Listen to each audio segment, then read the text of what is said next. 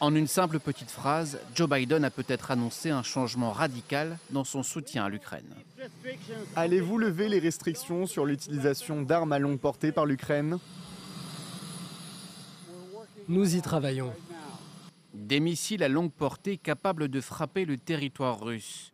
Jusqu'à présent, c'était une ligne rouge pour Washington, qui craignait une escalade incontrôlable dans le conflit. Mais cette annonce intervient dans un contexte bien précis. Mardi, le secrétaire d'État américain a affirmé que l'Iran a bien livré des missiles à courte portée à la Russie, via des navires russes et via la compagnie nationale Iran Air. Des missiles qui pourraient être utilisés pour frapper l'Ukraine dans les prochaines semaines, d'après Washington. Des dizaines de militaires russes ont été formés en Iran pour utiliser des missiles balistiques à courte portée FAT-360. Ils peuvent frapper dans un rayon de 120 km.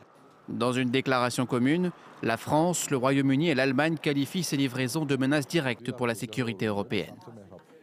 Nous prendrons des mesures immédiates pour dénoncer nos accords bilatéraux de services aériens avec l'Iran.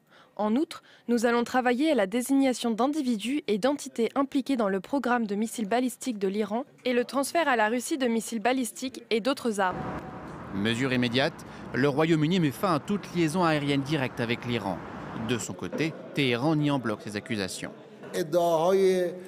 Nous rejetons fermement les allégations selon lesquelles l'Iran aurait exporté des armes vers l'un des camps de la guerre.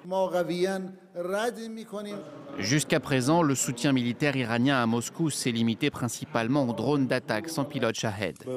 L'Ukraine a menacé l'Iran de conséquences dévastatrices.